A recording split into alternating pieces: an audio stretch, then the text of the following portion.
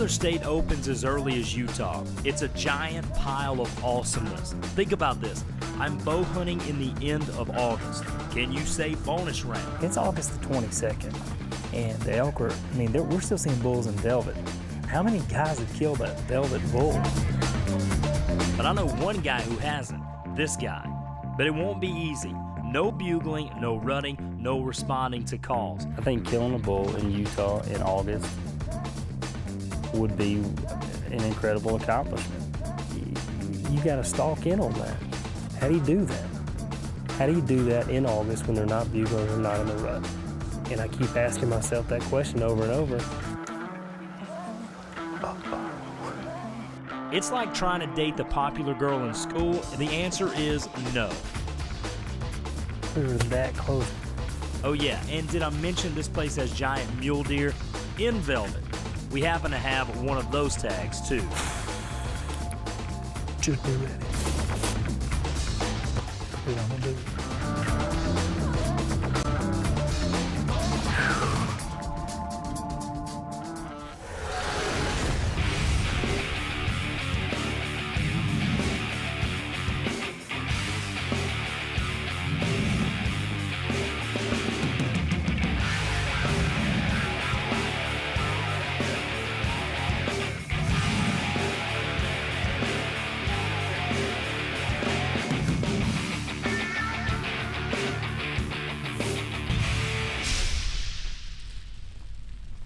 Needless to say, this is my first hunt of the year. The freezer's getting low, and it's time for all that summer shooting practice to pay off. This one is non-stop, so I'm gonna stop talking. You start watching. Team Elk starts right now.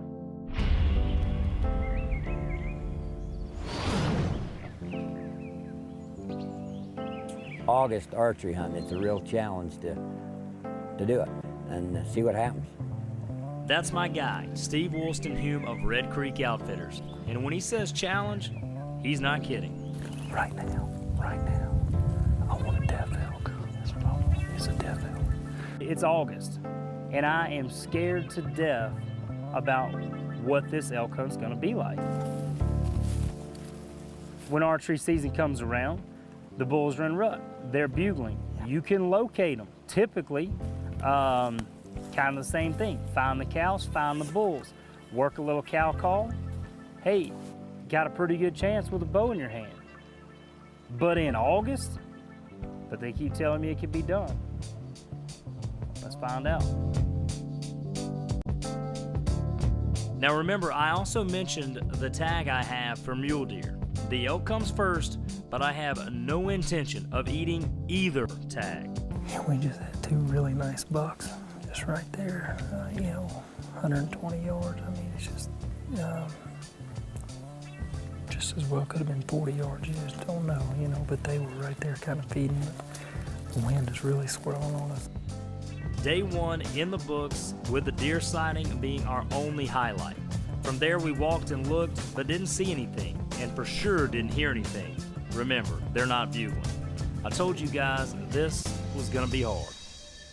Yeah, this is exactly what elk country's supposed to look like. Well, they're here. You and I just got to get our game face on and find them. Well, I'm only as good as my guide, so. I knew the pressure was going to come back to me, and that's all right. They told me before I came here, they said, we're probably going to put you with the dad there, and, I'd been talking to Garrett, and he said, I'll put you with my dad. He's a little older, and I said, I don't have mercy on old people. Exactly. Yeah. I don't take old as an excuse. Nobody takes 32 and fat as excuse. No, they don't. I know. No. So we ought to work out well together. An old guy and a fat guy. That's right. You really just called me fat, didn't you? No. Let's go. Hey, do I look fat on TV? Tell me. No, you don't. It's amazing what they can do, isn't it? It's crazy. Who wants to kill on the first day? I honestly hate it when people say that.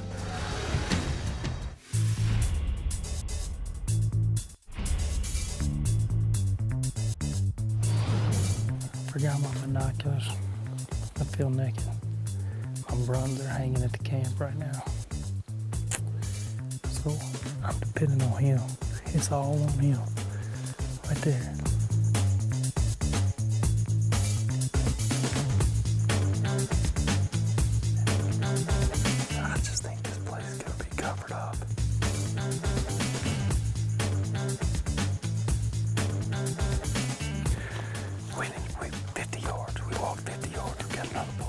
right here, so we'll see if we can get on him.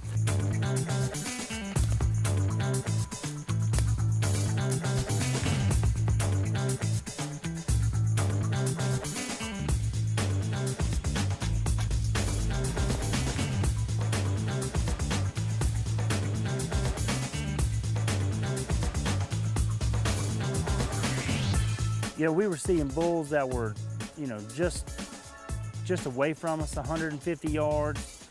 There were groups of 2, 3 bulls.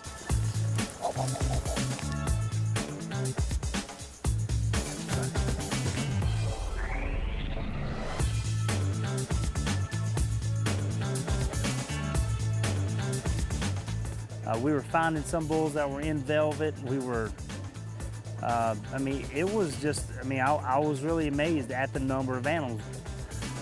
We just been covered up in this morning. I mean, it's just been one after the other after the other. We weren't able to get close yet, and I knew that just because we were in them, that really didn't mean anything. It just meant that, you know, that the animals were here. And if we could learn how to get it together as a team, that we had a pretty good chance. And if I get a chance to put my hands on some velvet, or a bull elk for that matter, that I spot and stalked without him making a sound, I'm just be ready. It's afternoon of day number 2, and we really thought today the temperature might get a little cooler. Let's just kick it old school. Let's just go climb up in a tree stand. It's hot. It's been, you know, 90 degrees, so I thought, we'll go climb the tree stand and make it work that way. We can tell that these wallows are getting a lot of attention. They may have been hit this morning early. I'm not just sitting in a tree stand because I'm a little out of shape. I honestly think this gives us the best chance to kill a bull. If I didn't, I would hike up and down the mountains like everyone else. But when it's hot outside and I am out of shape, tree stand, that is a fantastic idea. Oh, and I forgot to mention Cameron Haynes is in camp this week, and I can promise you he's not sitting in a tree stand. Cameron and them are out pounding the mountain right now. Hiking. Actually, at that very moment, Cameron was putting the stalk on a big muley that was bedded. Threw a rock at him to get him to stand up, and then shooting him at 8 yards.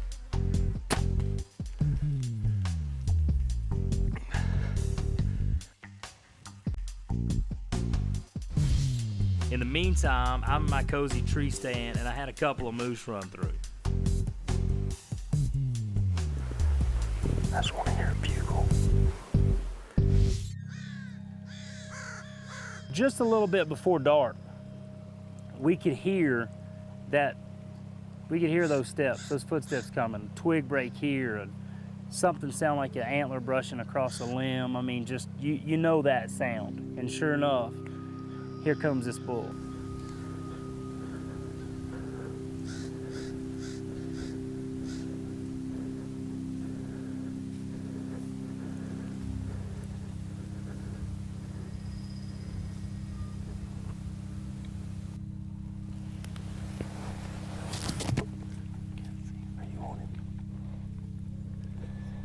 I come to full draw on him, and he doesn't even hesitate. He just turns and walks off, and absolutely get no shot. Enter adrenaline rush now.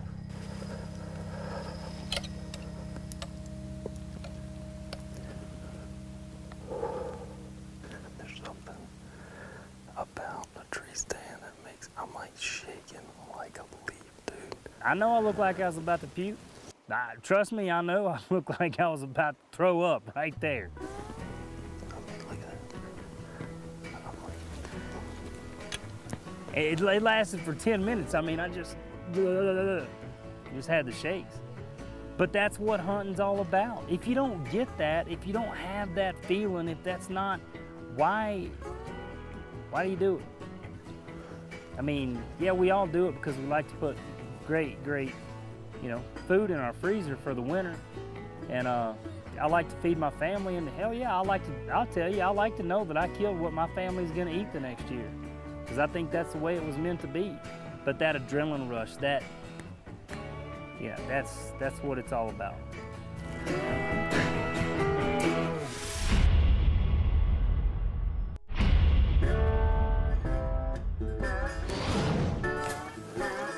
Let me tell you about the mule deer incident.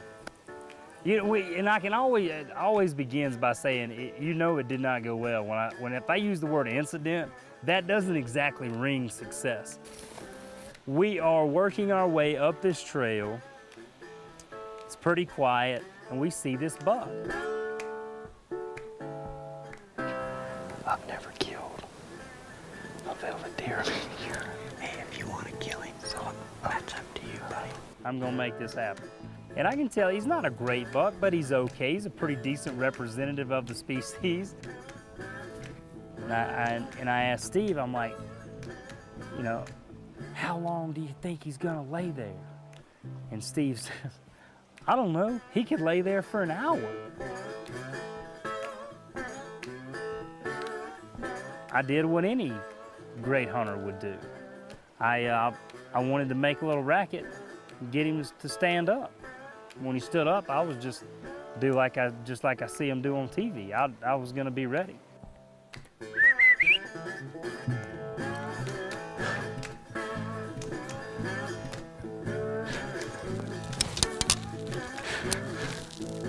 I had to blame it on Cameron Haynes. Thanks a lot, Cameron. This guy stalked in within 10 yards of a mule deer the other day, bet it, and throws a rock. I squeaked at him, and my deer ran off. That's not fair. They say take tips from the best. I take tips from the best. I squeak at the deer. The deer gets up and he bolts out of there like he's got somebody riding him, whipping him with a logging chain. But it was fun, and I got him to stand up.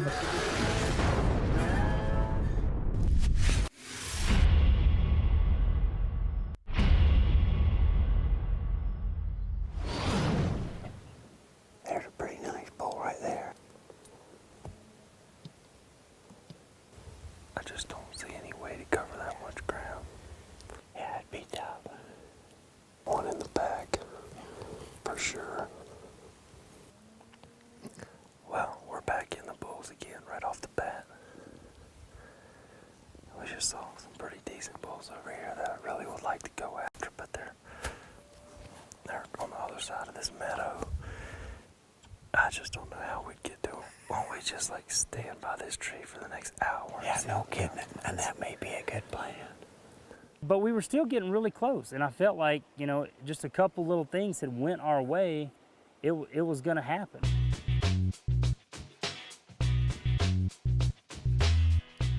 After a couple days, it's no big deal. After 5 days, it starts to wear on you, and what I like to call the tag monster starts to show up. Uh-oh. The invisible monster that steals your tags and causes you to go home empty-handed. Let's see if we can go get on another one. And when things don't go right on stalks, I love to blame it on my cameraman, because I believe about 95% of the time it's his fault.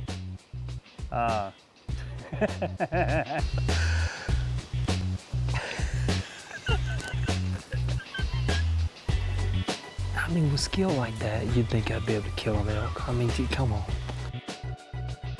It's a 6-day hunt. It's time to get something done. It's just that simple. It's time to make it happen. Can't do it without confidence. There's a bull right there. Right there.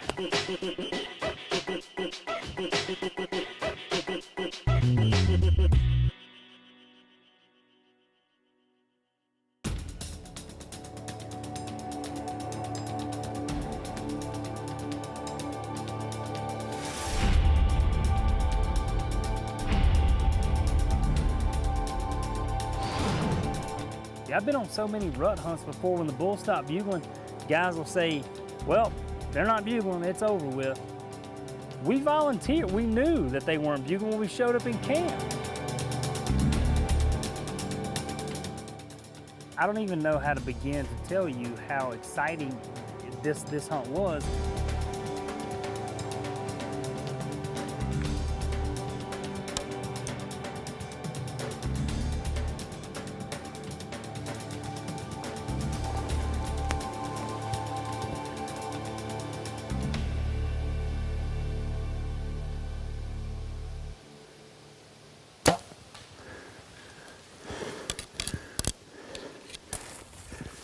You know what?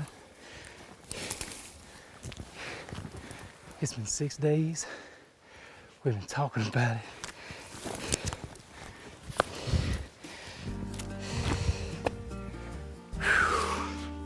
And I told y'all, when I finally killed my bull, I was gonna teach you how to ducky.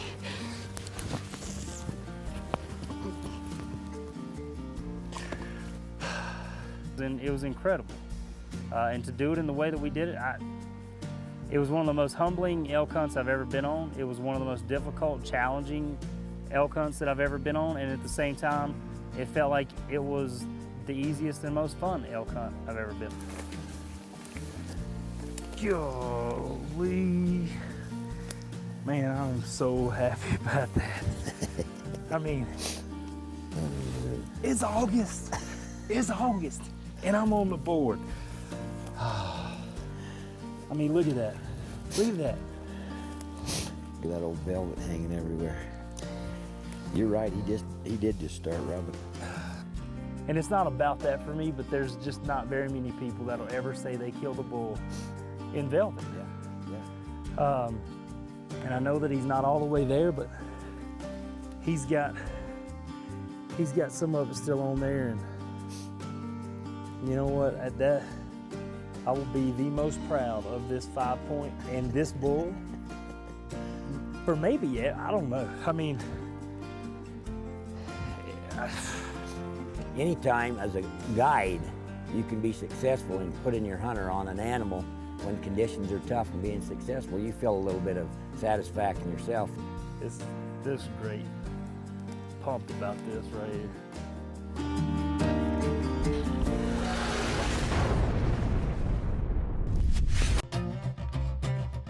Now remember, I also mentioned the tag I have for mule deer. I'm fixing to go in right here. That buck should just be on the other side of the ledge. Your guess is as good as mine.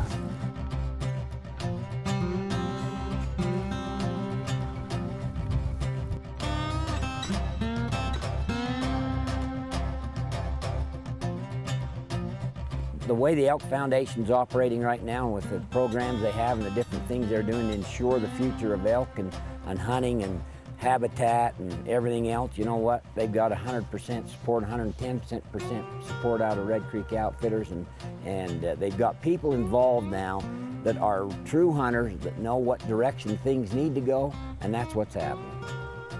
What most of you probably didn't know is that this was the first bull I had ever taken with a bow. After almost 4 years of trying, I was finally able to connect.